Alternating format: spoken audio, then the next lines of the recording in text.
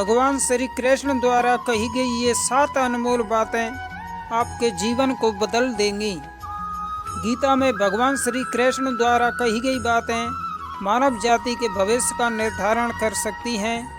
ये इस बात पर निर्भर करता है कि इसमें कही गई बातों का हम कितना और कैसे पालन करते हैं। गीता ज्ञान सार के साथ साथ मनुष्य जीवन की सफलता की एक ज्ञान कुंजिका है। इसमें कही गई बातें अनमोल हैं। आज के इस वीडियो में हम आपको भगवान श्री कृष्ण द्वारा कही गई 7 ऐसे अनमोल वचन के बारे में बताने जा रहे हैं, जिसे आत्मसात कर आप जीवन की किसी भी बाधा को दूर कर सकते हैं। नमस्कार दोस्तों, हमारे YouTube चैनल हरि इंस्पायर्ड पर आपका स्वागत है। आपसे निवेदन है कि वीडियो को पूरा देखें और हमारे चैनल को सब्सक्राइब करें। पहली बात, कोई परिपूर्ण नहीं है। जगत में किसी न किसी व्यक्ति में किसी प्रकार की निर्बलता अवश्य होती है। जैसे कोई बहुत तेजी से दौड़ नहीं पाता, तो कोई अधिक भार नहीं उठा पाता, कोई असाध्य रोग से पीड़ित रहता है, तो कोई पढ़े हुए पाठों को स्मरण में नहीं रख पाता। ऐसे अनेक उदाहरण हैं जो आज हम आपके साथ शेयर करेंगे। क्या आप ऐसे व्यक्ति को जानते हैं जिससे सब कुछ प्राप्त हो और हम जीवन की उस एक निर्बलता को जीवन का केंद्र मानकर जीते हैं, जिस कारण बस सदा हृदय में दुख और असंतोष रहता है। निर्बलता मनुष्य को जन्म से अथवा संजोग से प्राप्त होती है, किंतु उस निर्बलता को मनुष्य का मन अपनी मर्यादा बना लेता है। किंतु कुछ व्यक्ति ऐसे भी होते हैं जो अपने पुरुषार्थ और श्रम से उस निर्बलता को पराजित कर देते हैं। क्या भेद है उनमें और अन्य लोगों में, ये आपने कभी विचार किया है? सरल सा उत्तर है, जो व्यक्ति निर्बलता से पराजित नहीं होता, जो हृदय में पुरुषार्थ करने का साहस रखता है, वो निर्बलता को पार कर जाता है। अर्थात निर्बलता अवश्य ईश्वर देता है, किंतु मर्यादा मनुष्य का मन ही निर्मित करता है। दूसरा, वर्तमान में रहना शुरू करें। भविष्य का दूसरा नाम है संघर्ष। हृदय में कुछ इच्छाएं होती हैं और यदि पूर्ण ना हो पाती तो वह हृदय भविष्य की योजना बनाता है। भविष्य में इच्छा पूर्ण होगी तो ऐसी कल्पना रहती है, किंतु जीवन ना तो भविष्य में है और ना अतीत में है। जीवन तो इस क्षण का नाम है, अर्थात इस क्षण का अनुभव ही जीवन का अनुभव है। पर हम यह जानते हुए भी इतना सा सत्य समझ नहीं पाते, या तो हम बीते हुए समय के स्मरणों को घेर कर बैठे रहते हैं, या फिर आने वाले समय के लिए हम योजना बनाते रहते हैं और जीवन बीत जाता है। एक सत्य यदि हम हृदय में उतार लें कि ना हम भविष्य देख सकते हैं, ना ही भविष्य को निर्मित कर सकते हैं, हम तो केवल धैर्य और साहस के साथ भविष्य को आलिंगन दे सकते हैं, स्वागत कर सकते हैं भविष्य का। तो क्या जीवन का हर पल जीवन से नहीं भर पाएगा? तीसरा, कोई भी ज्ञान कैसे प्राप्त करें? ज्ञान प्राप्ति सदा ही समर्पण से होती है, यह हम सब जानते हैं, किंतु समर्पण का वास्तविक महत्व क्या है, कभी विचार किया आपने? मनुष्य का मन सदा ही ज्ञान प्राप्ति में अनेक बाधाओं को उत्पन्न करता है। कभी किसी अन्य विद्यार्थी से ईर्ष्या हो जाती है, तो कभी पढ़ाए हुए पाठों पर संदेह होने लगता है, और कभी गुरु द्वारा दिया गया दंड मन को अहंकार से भर देता है। आपको नहीं लगता ऐसा होता है? न जाने कैसे कैसे विचार मन को भटकाते हैं, और मन के इसी अयोग्य स्थिति के कारण हम ज्ञान प्राप्त नहीं कर पाते। मन की योग्य स्थिति केवल समर्पण से ही प्राप्त होती है। समर्पण मनुष्य के अहंकार का नाश करता है, ईर्ष्या, महत्वाकांक्षा आदि भावनाओं को दूर कर हृदय को शांत करता है और मन को एकाग्र करता है। वास्तव में ईश्वर की सृष्टि में न ज्ञान की मर्यादा है, न ज्ञानियों की। गुरु दत्तात्रेय ने तो श्वान से भी ज्ञान प्राप्त कर लिया था, अर्थात विषय ब्रह्म ज्ञान का हो या जीवन के ज्ञान का या गुरुकुल में प्राप्त होने वाले ज्ञान का। ज्ञान की प्राप्ति के लिए गुरु से अधिक महत्व है उस गुरु के प्रति हमारा समर्पण। चौथा, धर्म संकट को जाने। प्रत्येक मनुष्य के जीवन में ऐसा क्षण अवश्य आता है जब सारे स्वप्न, सारी आशाएं, सारे दृश्य ध्वस्त हो जाते हैं। जीवन की सारी योजनाएं बिखर जाती हैं।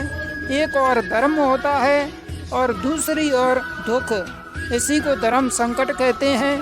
जब धर्म का वाहन ही संकट हो और धर्म का त्याग ही दुख हो, विचार कीजिए, कभी किसी स्वजन के विरुद्ध सत्य बोलने का अवसर प्राप्त हो जाता है तो कभी ठीक दरिद्रता से चोरी करने का मार्ग प्राप्त हो जाता है। कभी किसी शक्तिशाली राजनेता या राजा के कर्मचारी का अधर्म प्रकट हो जाता है। सबके जीवन में ऐसी घटनाएं बनती ही रहती हैं। अधिकतर लोग ऐसे किसी क्षण को धर्म संकट के रूप में जान नहीं पाते। हमें किसी प्रकार के संघर्ष का अनुभव ही नहीं होता। सहजता से सुख की ओर खिंचे चले जाते हैं जैसे मक्खी गुड़ की ओर। वास्तव में धर्म संकट का क्षण ईश्वर के निकट जाने का क्षण होता है।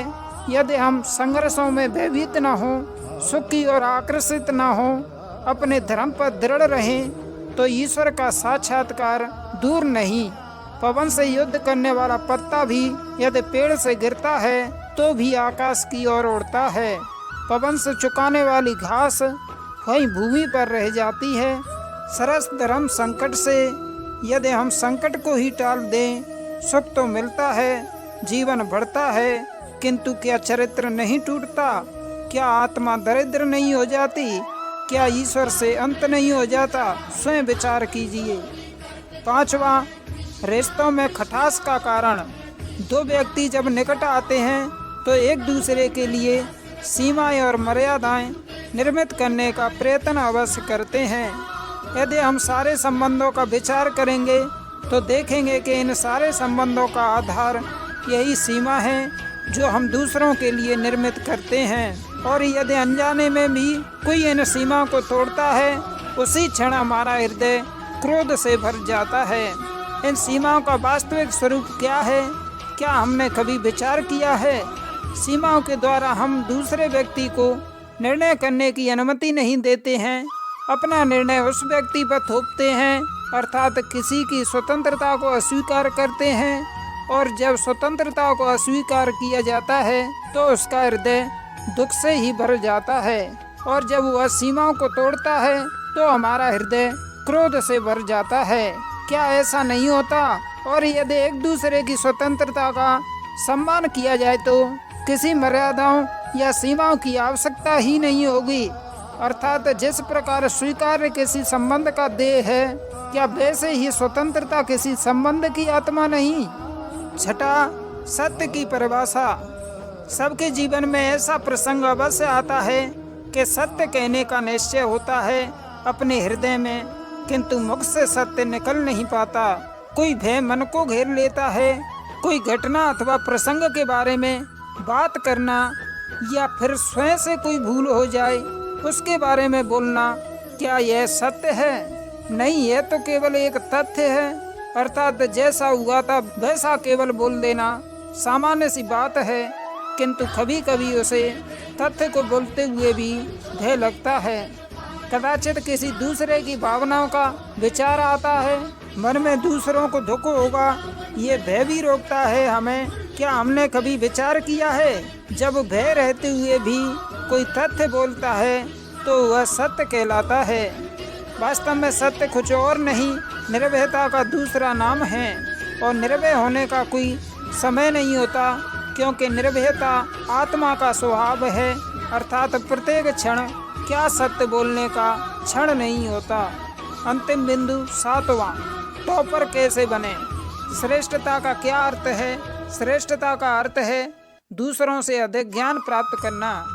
अर्थात मूल्य इस बात का नहीं कि स्वयं प्राप्त किया हुआ ज्ञान अन्य लोगों से कितना अधिक है। अर्थात मूल्य इस बात का नहीं कैसे कितना ज्ञान प्राप्त किया। मूल्य इस बात का है कि प्राप्त किया हुआ ज्ञान अन्य लोगों से कितना अधिक है। अर्थात श्रेष्ठता की इच्छा ज्ञान प्राप्ति को भी एक स्पर्धा बना देती है। उस स्पर्धा में विजय अंतिम कब होती है। कुछ समय के लिए तो श्रेष्ठ बना जा सकता है, किंतु सदा के लिए कोई श्रेष्ठ नहीं रह पाता। फिर वही पीड़ा, असंतोष, संघर्ष जन्म लेता है। किंतु श्रेष्ठ बनने के बदले उत्तम बनने का प्रयत्न करें तो क्या होगा। उत्तम का अर्थ है जितना प्राप्त करने योग्य है वो सब प्राप्त करना। उत्तम के मार्ग पर किसी अन्य से स्पर्धा नहीं होती, स्वयं अपने आप से स्पर्धा होती है। अर्थात उत्तम बनने का प्रयत्न करने वाले को देर सवेर सारा ज्ञान प्राप्त हो जाता है, बिना प्रयत्न के वो श्रेष्ठ बन जाता है। किंतु जो श्रेष्ठ बनने का प्रयत्न करता है वह श्रेष्ठ बने या नहीं बने, उत्तम कभी नहीं बन पाता। तो दोस्तों, उम्मीद करता हूँ कि भगवान श्री कृष्ण की इन बातों से आपने बहुत कुछ सीखा होगा, और उम्मीद है कि हमारा यह वीडियो आपको पसंद आया होगा। अगर पसंद आया है तो इसे ज़्यादा से ज़्यादा लाइक और शेयर करें, ताकि आपको चाहने वालों को भी जीवन से जुड़ी ये बातें पता चल सकें। साथ ही ऐसे ही आध्यात्मिक वीडियो देखने के लिए हमारे चैनल हरि इंस्पायर्ड को सब्सक्राइब करें। धन्यवाद।